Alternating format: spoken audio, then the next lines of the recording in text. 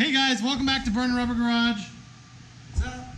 Justin's under the car, I've been under the car. We are adding more air in. Pretty much an engine is a glorified air pump, pretty much. Moves air in and out. We got more air going out. We need more air going in. We started working on it here. We want to thank you guys for watching. What we're doing today, throttle body spacer and throttle body, and then the next video we'll probably do a cold air intake. It might be a shorter video.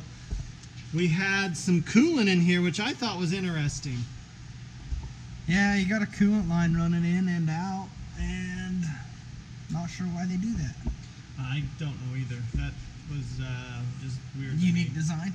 Yeah, I haven't seen it. Of course, I've usually dealt with newer cars or carburetors, so this is interesting. But something new. You got something on the side here. It's just a ball on the bottom there. Oh, for your throttle. For the throttle. Just pops right off.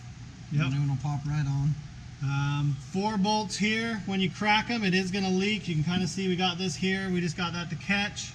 Yeah, leak a little coolant. You're going to have to take this bracket off. It'll go on the new spacer. You'll have to take this back assembly off. Coolant lines front and rear. We left our cold air intake or our hot air intake intact right there. Just pulled off the elbow. So we started with the elbow, those 4 bolts, a couple tubes. Now we are going to start with the reassembly. I think this is going to make a little difference, but I don't know if it's going to be as much as if we were running a stock airbox. But honestly, I think if we were running a stock airbox, I would probably be just putting in a K&N panel filter, because the stock airbox at least pulls cold air, whereas look at this one. Just sucks whatever the hell it wants to suck. So, and that's not a reference to anything. So, anyways, we are going to keep working on this. Hopefully you guys like this video. We've got quite a bit of stuff on the car. Hopefully you like Mustang videos. We definitely eventually will probably take the seats out of this. I would love to put a cage. I'll probably pull out the carpet, the spare tire, just to drop weight. There's not a lot you can do with the big heavy hatch. You could go with a lighter wheel, which would be nice. I mean, we're kind of limited on what we can do without swapping in heads and a cam, which is doable. I think we got the ability to do that. It's just time consuming. You pull apart the front, you get your bump stick in there, and then swap the heads, torque everything down. That's probably the hardest part, is getting everything to spec, wouldn't you think? Oh yeah, absolutely. I mean, we try not to make it sound too easy, but honestly, it's not that bad. So I'm going to get in here. Once we get that spacer off of there, we'll get the new one put on. All right, so we've got everything taken off. Here is the spacer. He's just assembling that. These are a little worn out, but I guess that's what happens when you run some coolant and you pump recirculated air back through it from the exhaust. Yeah, that emissions bullshit is dumb. That smog pump might come off eventually, I think, don't you? Oh yeah. That's ridiculous. Seal that back side off, put a plate on it, call it good. Take the, I believe the smog pump's up on the front here. Pump it off, and then you seal that off, pick up a little power because you're not spinning that, but I haven't looked into that stuff yet. But one thing I wanted to show you guys was, let me grab this. Here's our gasket for the front side. Where did our throttle body go? Look at the difference in the size of these two.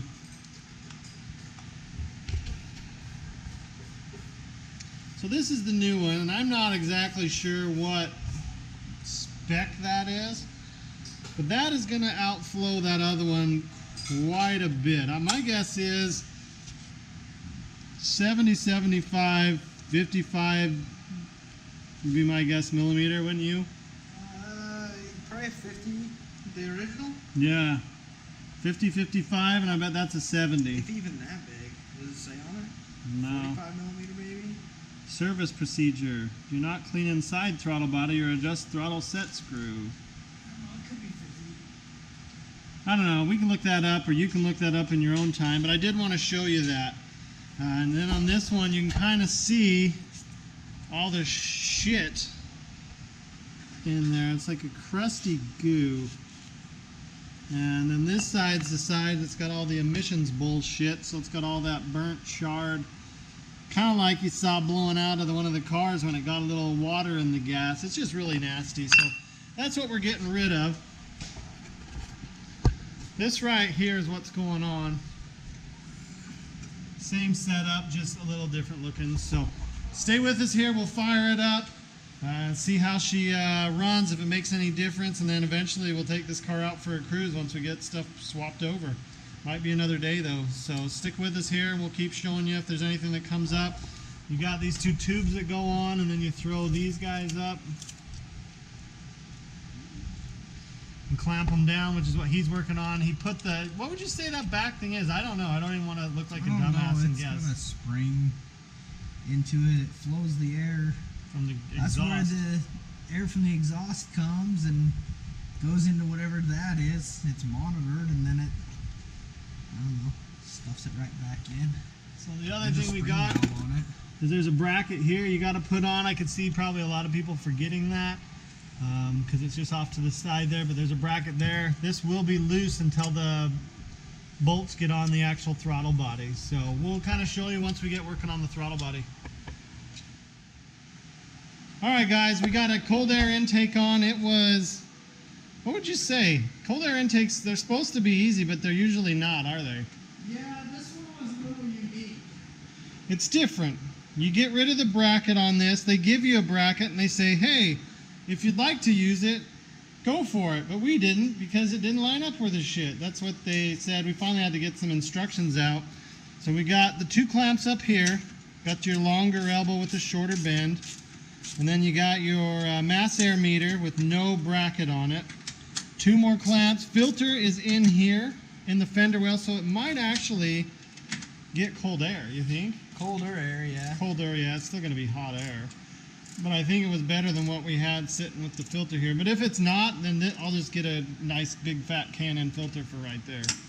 And it can suck in all the hot air and do the same. So, what would you say? You think it'll be worth doing? Yeah. We never did any real, like, testing, track testing, dyno testing. So I couldn't tell you numbers, but we should be able to tell. My only thing is this is a lot higher and tighter than it was.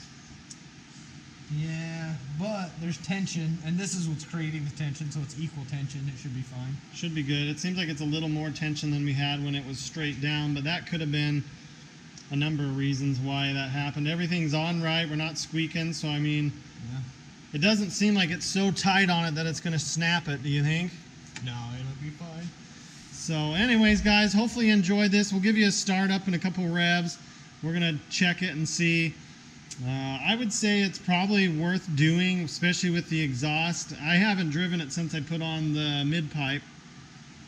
It's been sitting up on the blocks here. But yeah, I want to fire it up. Let's make sure it's in neutral and we won't end up on a fail video. But it should be good, guys. I think if you do these mods, especially if you found a stock 5.0, which is like a unicorn, it doesn't happen too often. So here we go, moment of truth.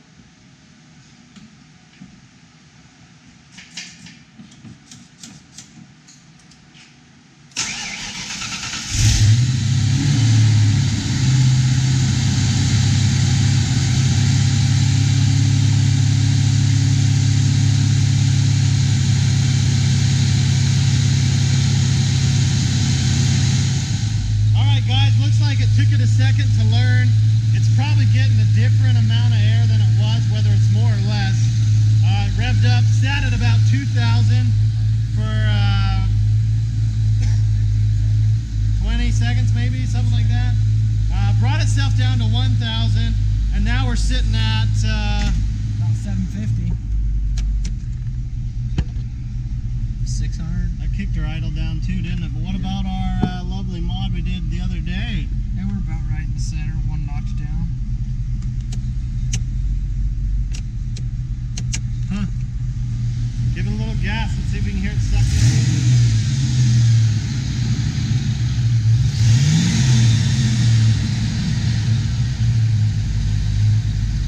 Try one more. You can't hear it.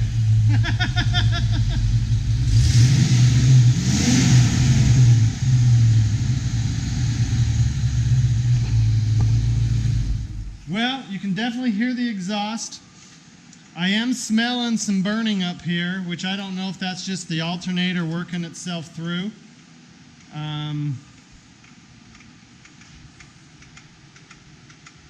It's kind of what it smells like, isn't it? It could be some of the stuff going through the throttle body and the spacer. The coolant that we spilled all over the headers. It could be coolant that spilled down the valley there and the headers. I mean, it could be a number of anything, really. I know I can smell the alternator a little bit, and it could just be the exhaust smell finally blowing forward. Yeah. So, I mean, we have a lot of air circulating through the garage here, and we don't have the door open. So, I mean, we're not going to get sick or hurt, but we probably should open the door. What do you think, man? Still sounds healthy as hell. It does sound healthy. I'm excited to see it. Thanks for watching. Subscribe if you haven't. If you have anyone you think might like these videos, send them the link.